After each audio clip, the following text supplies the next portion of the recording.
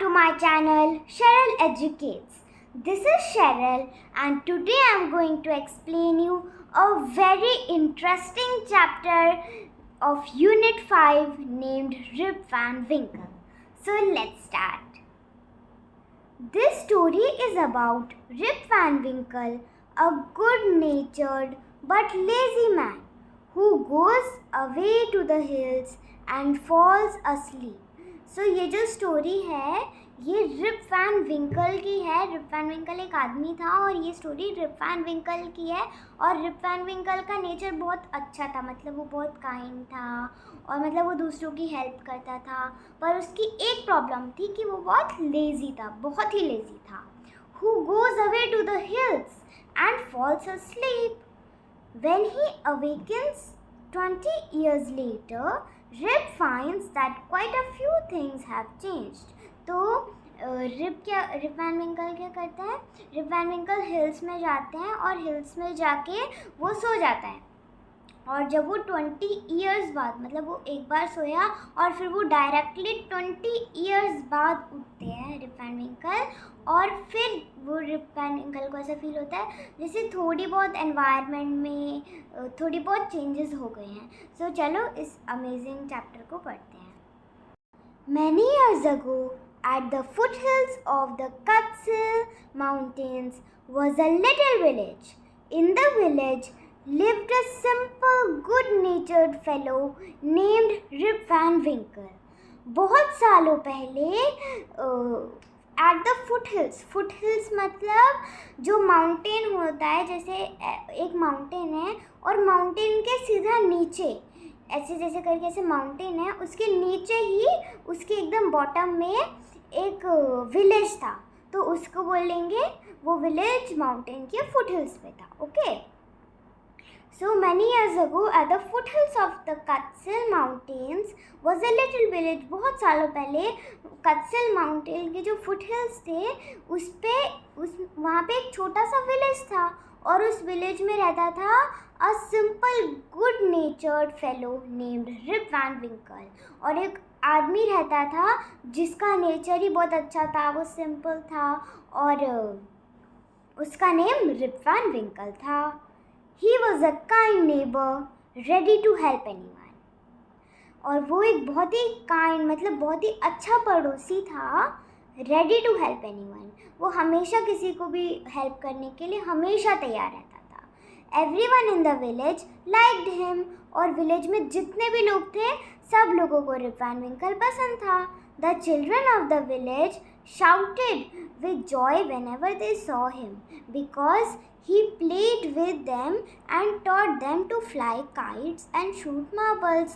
और जो विलेज के जो बच्चे थे वो हमेशा खुशी से चिल्लाते थे जब भी रिप वैन विंकल आता था, क्योंकि जो रिप वैन विंकल था वो उनके साथ खेलता था, उन्हें पतंग उड़ाना सिखाता था, मार्बल्स के साथ खेलना सिखाता था और उन्हें लंबी लंबी बड़ी बड़ी स्टोरी सुनाता था। The only problem with Rip was that he was very lazy। बस रिप वैन विंकल के साथ एक ही प्रॉब्लम थी कि वो बहुत ही आलसी था। He did no work on his own farm and just idled away with his time। और बताऊं वो कुछ भी काम नहीं करता था, उसके खुद के फार्म में वो कुछ भी काम नहीं करता था और बस ऐसे ही इधर उधर घूमता रहता था, ऐसे ही टाइम वेस्ट करता रहता था, वो कुछ भी काम नहीं करता था। His fences were falling to pieces। और फेंस क्या होती है? फेंस जैसे हमारा घर होता है या कोई फार्म होता है तो उसके अराउंड जो बॉर्डर रहता है उस बॉर्डर को हम फेंस बोलते हैं। जो जैसे कुछ वुडन की वो रहती हैं, वुडन की स्टिक्स रहती हैं जो हम अपने हाउस के अराउंड लगा देते हैं ऐसे करके, ताकि मतलब कोई भी हमारे फार्म के अंदर आए ना और सब कुछ प्रोटेक्टेड रहे उसमें। तो जो रिप वैन विंकल का जो फार्म था वो उसकी जो फेंस थी वो ऐसे ही गिर रही थी, टूट रही थी, मतलब वो पूरी फेंस ख़राब हो गई थी। His cow was going ashtray, और उसकी जो काऊ थी वो एस्ट्रे जा रही थी। मतलब एस्ट्रे मतलब जहाँ पे काऊ को होना चाहिए वो वहाँ पे थी नहीं, वो इधर उधर ऐसे घूम रही थी और उसे कुछ ध्यान ही नहीं था। Weeds grew on his farm, और जो वीड्स थी वो उसके फार्म में उगने लगी। Rip constant companion, his dog was his dog. Rip's constant companion was his dog named Wolf. To avoid work, he would walk away into the forest with his dog. और जो rib का constant companion था, मतलब जो rib का जो friend था उसका, वो एक डॉग था। रिप के पास एक डॉग था और उसका जो कंस्टेंट कंपेनियन था, मतलब जो उसका जो फ्रेंड था वो डॉग ही था, और डॉग का क्या नेम था? Wolf. To avoid work he would walk away into the forest with his dog. और जब भी वो अपने फील्ड में जाता था, सोचता था कि ये काम है, ये काम करना है, इतना काम करना है, तो ये सब वो सोच के और वो फॉरेस्ट में चला जाता था अपने डॉग के साथ, ताकि उसे कुछ काम ना करना पड़े। One day, Rip just walked on and reached the highest part of the mountains. एक दिन रिप एंड विंकल चलता रहा माउंटेन पे। वो ऐसे ही वॉक पे गया था काम को अवॉइड करने के लिए। तो एक दिन रिप माउंटेन पे चलता रहा और माउंटेन पे सबसे ऊपर पहुंच गया था। It was late in the afternoon when he reached there. और आफ्टरनून में बहुत लेट हो रही थी, मतलब बहुत टाइम हो गया था जब वो वहाँ पे पहुँचा। Tired of his long climb, he lay down and began daydreaming. और इतना ज़्यादा वो चल के पूरा थक गया था और वो ऐसे ही नीचे ज़मीन पे लेट गया और डे ड्रीम करने लगा। डे ड्रीमिंग मतलब आँख खोल गई, ऐसे कुछ सोचने लगा। It was soon evening and he realized it would be night by the time he reached his village. और इवनिंग हो गई थी, वो डे ड्रीम करते करते ही इवनिंग हो गई थी और जल्दी ही उसे रियलाइज़ हुआ, जल्दी उसे पता चला कि शाम हो गई है, इवनिंग हो गई है। और अगर वो अपने वापस अपने घर जाएगा तो जब तक तो रात हो जाएगी, तो वो जा ही नहीं सकता। तो आप देख सकते हैं कि यहाँ पे चिल्ड्रन को पसंद है रिप एंड विंकल के साथ बहुत सारे बच्चे खेल रहे हैं, तो यहाँ पे आप देख सकते हो। Suddenly he heard a voice calling out, Rip Van Winkle. He looked around and saw a short old man with thick hair and a grizzled beard walking towards him with a barrel. और तभी उसने एक आवाज़ सुनी और वो आवाज़ किसकी थी? कोई ऐसे चिल्ला रहा था, Rip Van Winkle. He looked around and saw a short old man with thick hair. और उसने इधर उधर देखा और उसे दिखा एक छोटा सा मैन, मतलब उसकी हाइट कम थी और वो बहुत ही बूढ़ा था। विथ थिक हेयर, और उसके जो बाल थे वो बहुत ही थिक थे। उसके जो बाल थे बहुत ही थिक थे और ग्रिजल्ड बियर्ड थी। ग्रिजल्ड बियर्ड मतलब उसकी जो दाढ़ी थी, बियर्ड मतलब दाढ़ी थी उसकी, वो ग्रे कलर की थी, मतलब वाइट कलर की थी। मतलब जब हम बहुत ही बूढ़े हो जाते हैं तो वाइट कलर की हमारी जो दाढ़ी हो जाती है वो वाइट कलर की हो जाती है। Walking towards him with a barrel, और वो क्या कर रहा था? वो एक बैरल के साथ उसके पास रिप के पास आ रहा था। तो बैरल क्या होता है? बैरल कुछ ऐसा वुडन का कंटेनर होता है बड़ा सा, और कोई वुडन का कंटेनर होता है जिसमें हम वाटर को या कोई भी लिक्विड को स्टोर करते हैं, तो उसको हम बैरल बोलते हैं। He made signs to help him carry the barrel, तो उसने ऐसे इशारों में उससे बोला कि मतलब मेरी हेल्प कर दो, इधर आ जाओ, ये बैरल बहुत हैवी है, मैं ओल्ड हूँ, प्लीज़ मेरी हेल्प कर दो इस बैरल को उठाने में। तो रिप एंड विंकल तो बहुत काइंड था। Rip hurried to help the stranger who caught his hand tightly, और रिप जल्दी से स्ट्रेंजर के पास भागा और जैसे वो आया स्ट्रेंजर ने उसने हेल्प करा, उसने स्ट्रेंजर के पास हेल्प करने के लिए आया। स्ट्रेंजर ने उसका वो जो ओल्ड मैन था उसने रिप का हैंड टाइटली पकड़ लिया। They reached a place where there were some more odd-looking men playing ninepins. और वो ऐसी जगह पे पहुँचे जहाँ पे उसी छोटे से मैन के साथ और भी ऑड लुकिंग मतलब अजीब से दिखने वाले और भी मैन थे। They were all dressed the same way and all of them had beards of various shapes and colors. और वो सब एक जैसे ही ड्रेस किया था, मतलब उनके जो कपड़े थे एक जैसे ही थे। और वो क्या कर रहे थे, 9 पिन्स खेल रहे थे। 9 पिन्स एक गेम होता है, मतलब उसमें एक बॉल होती है और आगे 9 पिन्स रखे रहते हैं और हमें उस बॉल से वो 9 पिन्स को गिराना रहता है। सो उसी को हम 9 पिन्स बोलते हैं। लाइक एक बॉलिंग का गेम ही हो गया वो। ओके, सो वो सब लोग उसके जैसी और भी दिखने वाले लोग थे और सब लोगों के पास भी सब लोगों एक जैसे ही ड्रेस थे और सबके पास अलग अलग शेप्स में बहुत डिफरेंट कलर्स में बियर्ड्स थी, जैसे वायलेट एंड पिंक, ग्रीन, ऐसे ऐसे करके बहुत अलग अलग शेप्स और कलर्स में बियर्ड थी। Even though they were playing a game, their faces were serious.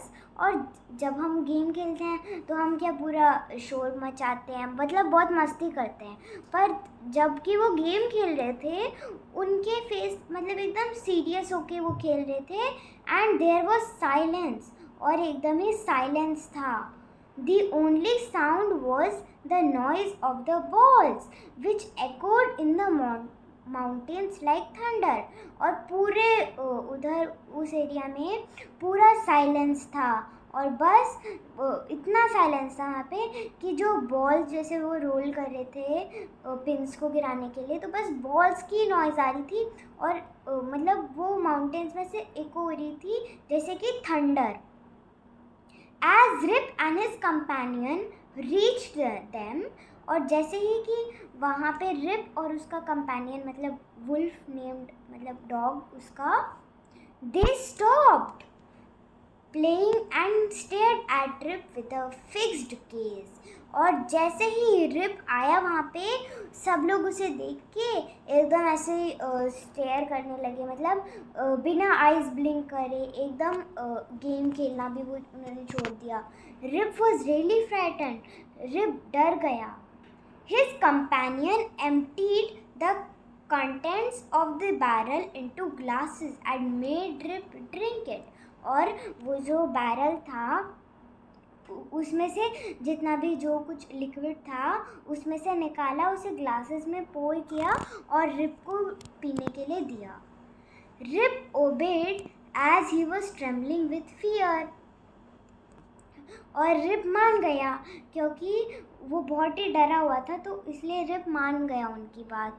Since he was thirsty, he drank a few more glasses and fell into a deep sleep. और जैसे कि उसे बहुत प्यास लग रही थी और वो बहुत डरा हुआ था, तो उसने क्या किया, उसने कुछ और 2-3 ग्लास और पी लिए और फिर वो सो गया। ट्रेम्बलिंग विथ फियर मतलब डर से कांपना, shaking with fear. Okay. On waking up, he found that he was at the place where he had met the old man. और उसने जब वो उठा तो उसे मिला कि वो वहाँ पे उठा है, मतलब जहाँ पे वो डे ड्रीम करा था ना जिस प्लेस पे, वो उसी प्लेस पे वापस से आ गया है। He rubbed his eyes. It was a bright sunny morning. और जैसे ही उसने अपनी आइज़ को ऐसे से रब किया और उसने देखा कि मतलब सन निकल रहा था और एक ब्राइट सनी मॉर्निंग थी। Surely I have not slept here all night, thought Rip. और रिप ने सोचा, हाँ ये तो बात है कि मैं यहाँ पे पूरी रात नहीं सोया। He looked around for Wolf, but he was nowhere. और उसने वुल्फ को ढूंढा पर वुल्फ कहीं पे मिला ही नहीं। Rip whistled for himself. for him. Wolf, wolf! Then he then shouted. और रिप ने ऐसे करके विसल की जैसे कि वो बुलाता था उसे, और उसने उसका नाम लेके भी उसे बुलाया कि वुल्फ वुल्फ. उसने शाउट किया. No dog was to be seen. और उसे कोई भी डॉग नहीं दिख रहा था. Where has the dog gone? Dog कहाँ पे गया है आखिर? He muttered to himself. और उसने खुद से अपने मन में बोला कि Where has the dog gone? Dog आखिर गया कहाँ है? He began to descend the mountain and go back to his village. और वो descend मतलब mountain से नीचे उतरने लगा और अपने विलेज वापस गया. As he neared the village, he met a number of people, but he didn't know any of them. और जब वो विलेज में आया अपने, तब उससे बहुत सारे लोग दिखे, पर वो किसी को भी नहीं जानता था. The villagers also stared at him, equally surprised. और विलेजर्स भी उसके ऊपर मतलब ऐसे बहुत सरप्राइज होकर उसे घूरने लगे. Who is this man? said one. एक ने बोला कि ये आदमी कौन है? I have never seen him before. दूसरे आदमी ने बोला मैंने तो इसे कभी नहीं देखा है. Look at his long white beard and his wrinkled face.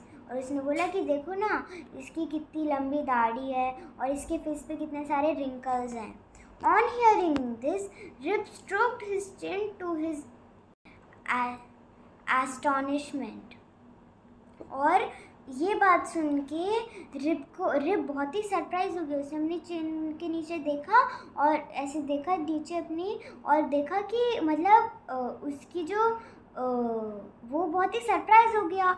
He found his beard had grown a foot long and it was all white. और उसने देखा कि उसकी दाढ़ी जो थी वो 1 फुट लंबी हो गई थी, 1 फुट लंबी हो गई थी, और वो पूरी वाइट कलर की थी.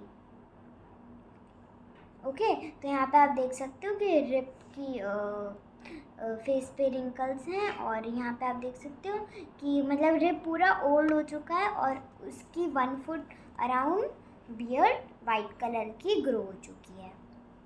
An old woman walked up to him and looked at his face.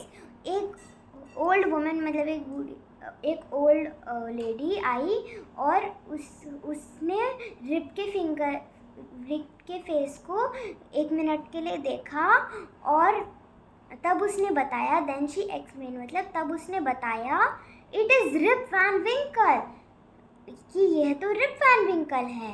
Welcome home again old neighbour, where have you been these 20 long years. तो उसने बोला ओल्ड लेडी ने कि यह तो रिप वैन विंकल है, और उसने बोला कि वेलकम होम अगेन, घर पे वापस से स्वागत है तुम्हारा. ओल्ड नेबर मतलब पुराना नेबर, मतलब ओल्ड नेबर मतलब पड़ोसी. Where have you been these 20 years long? और उसने बोला कि तुम 20 साल से कहाँ पे थे, मतलब रुक समझ गया कि 20 साल से मैं सो ही रहा था. तो ये स्टोरी किसने लिखी है? वॉशिंगटन आयरविंग ने. Okay, adapted from the legend of Rip Van Winkle by Washington Irving. So friends, please hit the subscribe button and press the bell icon for future updates.